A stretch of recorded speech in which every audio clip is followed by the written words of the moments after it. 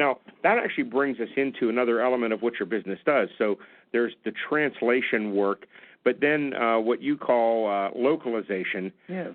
So both in software, in websites, really going beyond the translation that you might have for a technical document and trying to do an even deeper dive.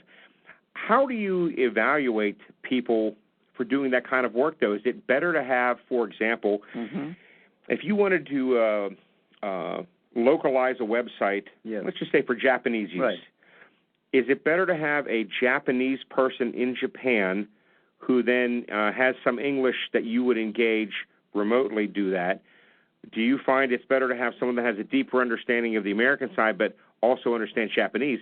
What do you find is the best mix for the kind of talent to pull that off best? Right. The most of the website translation or localization, as it's called, is done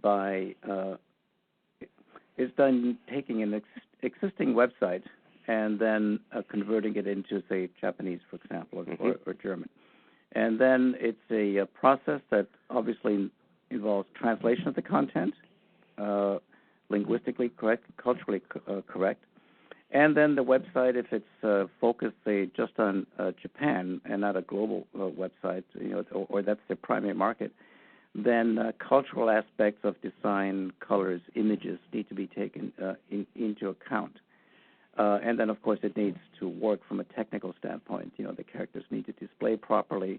The date and field lengths need to be proper. The visual size, for example, and particularly in a language where you're using more of a pictograph language, you may need to actually increase that so that it's easily discernible. Yeah, so we almost always work with in-country resources for these kinds of projects.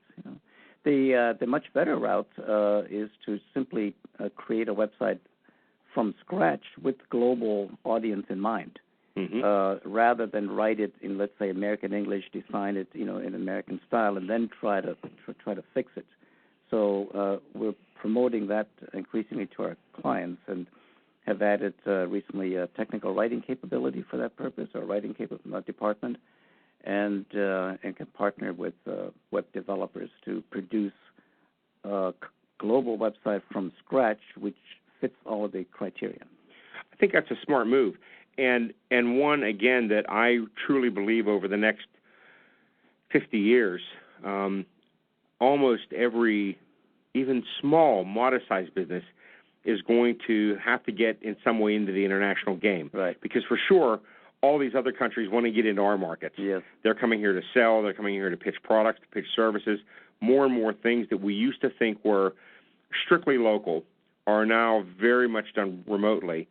And I think for America to stay competitive, we have to take a similar competitive atmosphere that we're going to go out and find the services and products and things that can be done, particularly if they can be web-enabled, and get into these other markets. But then our effectiveness will be, in part, how well we can communicate in places that don't speak English.